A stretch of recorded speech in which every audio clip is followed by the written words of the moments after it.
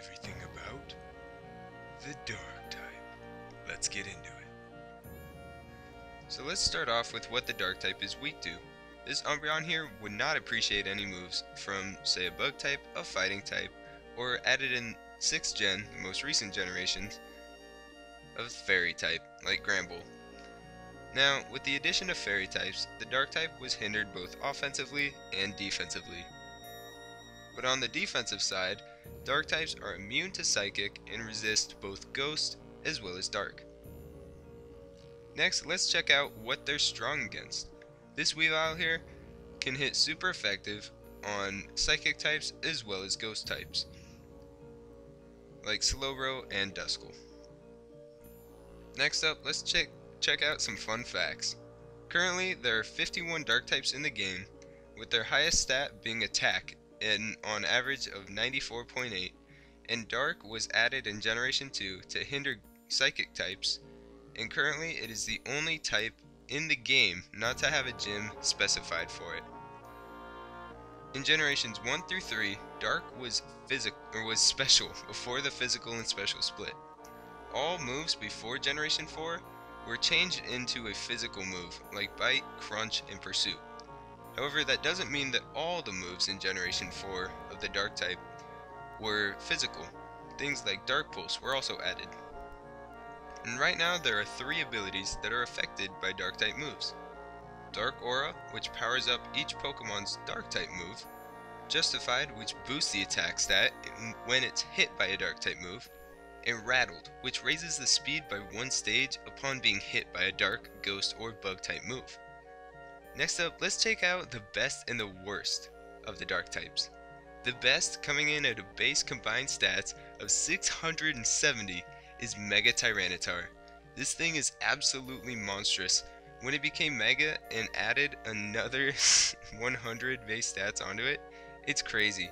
So I believe that actually brings it up to base 700, which is absolutely insane. And Poochyena coming in at only 210 base combined stats, which that is a step up from last week's normal types, which came in at only 190. Despite Mega Tyranitar's massive stats, in my opinion, it is not the best competitive-wise.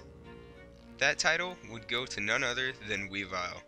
In my experience, this thing is gotta be the best Dark type there is out there. It's an amazing revenge killer, being able to hit extremely hard with Knockoff, Icicle Crash, and Ice Shard. It also gets amazing coverage moves in Low Kick and Poison Jab, where things that normally could switch into it can't. Like Heatran, Low Kick, it's gone. Or Clefable, Poison Jab is easily a 2-hit KO. Now let's check out some prominent trainers. The first being Karen, the 4th member of the Johto League Elite Four. Her all-star Dark type team was led by a very powerful Umbreon, which was very hard to get past to get to the champion.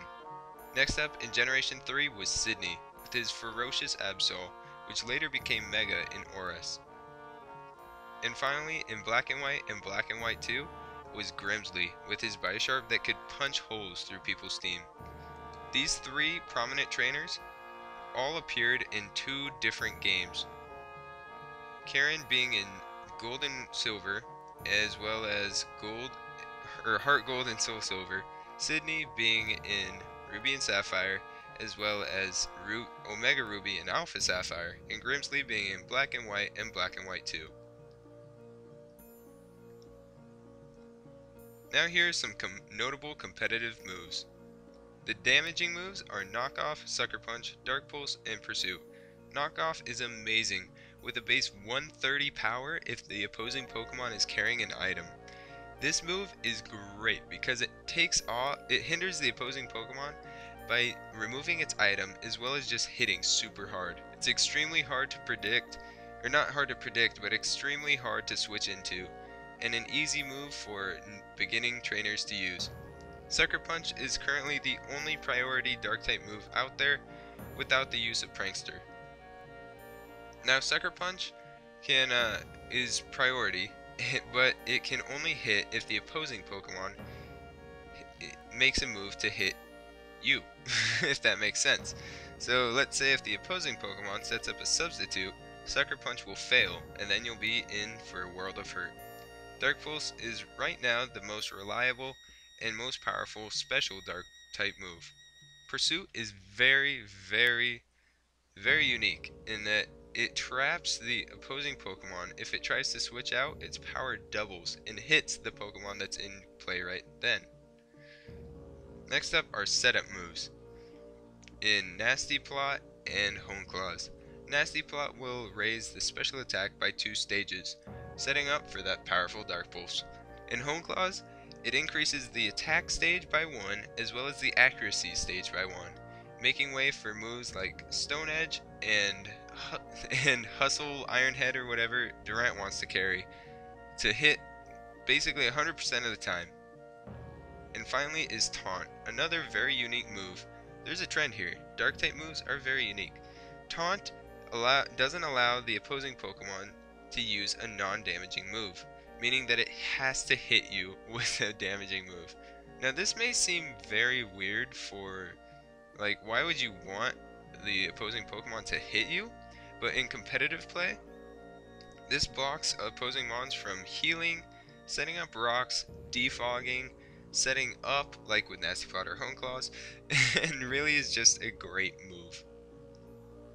So finally, to conclude, Dark types prefer physical moves over special type moves in general, and usually they're offensive more than defensive, with the exceptions to like Mandibuzz and Umbreon.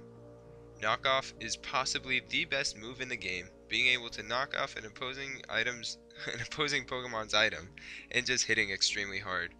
And currently there are no dark gyms. However, there are some really cool designs for them, like these two right here.